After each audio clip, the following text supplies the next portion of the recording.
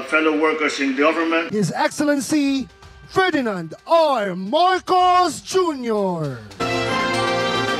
And now we are now witnessing the President traverse the dam crest as he is briefed by the Department of Agriculture Secretary Francisco Q. Laurel Jr. and National Irrigation Administration Administrator Eduardo Edigilien on the Balbalungaw Small Reservoir Irrigation Project.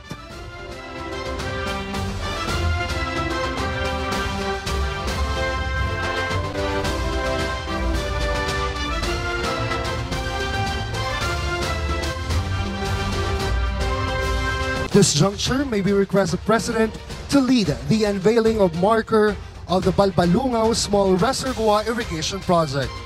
At the count of 3, Mr. President. 1, 2, 3.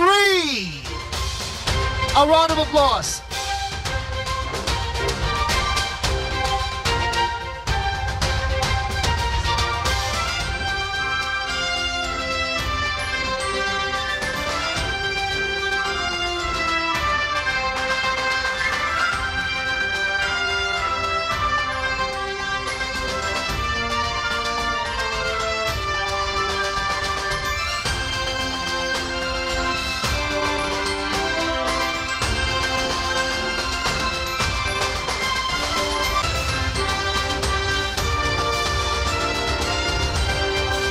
His Excellency President Ferdinand R. Marcos Jr. a heartfelt welcome to this momentous occasion.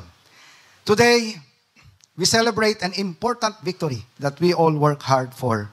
Today, we inaugurate the Balbalungaw Small Reservoir Irrigation Project covering 967 hectares in Lupao, Nueva Ecija, and benefiting around 560 farmers. This project will increase the productivity of the land of around 560 farmers, enabling them to harvest more, earn more. In addition to this project will provide complementary opportunities for renewable energy, aquaculture, and tourism due to its unique and strategic location. Very important day. We inaugurate the Balbalungaw Small Reservoir Irrigation Project here in Lupao, Nueva Ecija. This is part of the continued efforts of the Department of Agriculture and the NIA to boost rice productivity in Nueva Ecija, which is now become the rice bowl of the Philippines. It shows this administration's steadfast commitment to develop modern infrastructure systems that will enhance our agriculture sector. Once fully operational, this multi-purpose dam will provide irrigation for close to 1,000 hectares of agricultural land in Barangay San Isidro, Balbalungaw, Salvacion, Mapangpang, here in Lupao, benefiting about 560 farmers and their families. The dam will generate diversified income opportunities through increased crop yields, fish culture, tourism, and watershed management for environmental protection.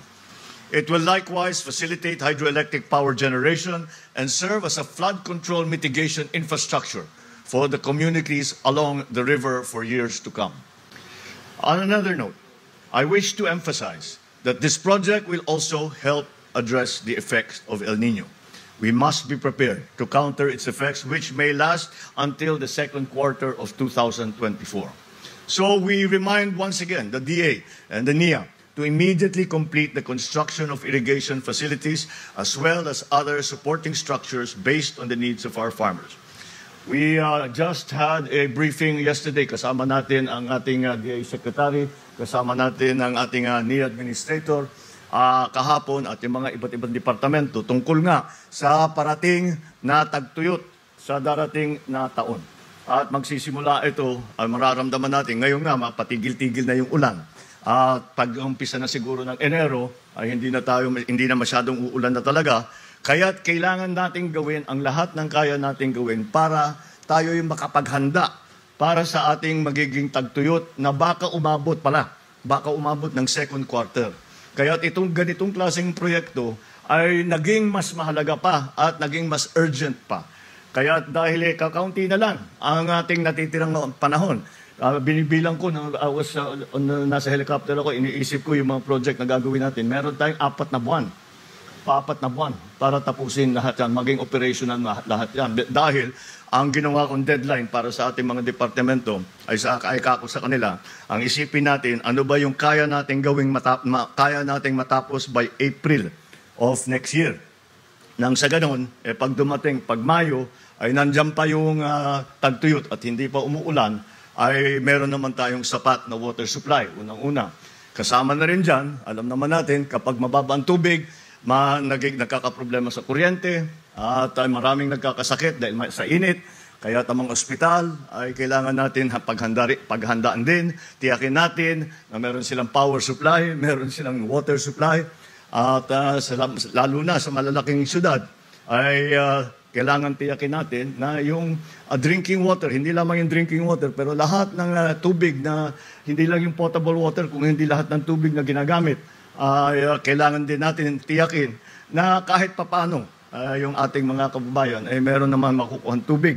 At kaya yan ay naging napaka-importante, naging urgent nga itong sitwasyon na ito.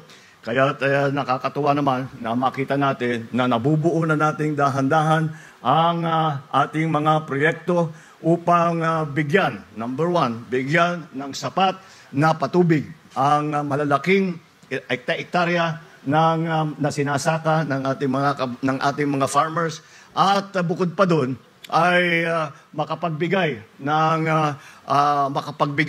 ng water supply kahit na hindi tayo nauulanan, kahit medyo mainit ang panahon at nasa gitna tayo ng El Nino.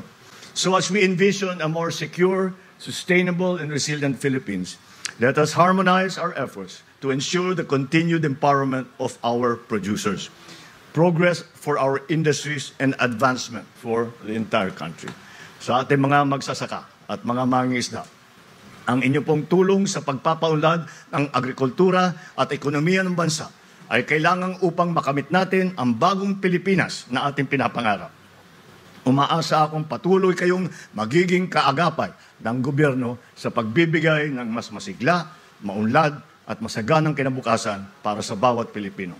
Mabuhay po kayong lahat. Ang mabuhay ang lalawigan ng Nueva Ecija. Muli, maraming salamat. Magandang araw po sa inyo. At Merry Christmas na rin and Happy New Year.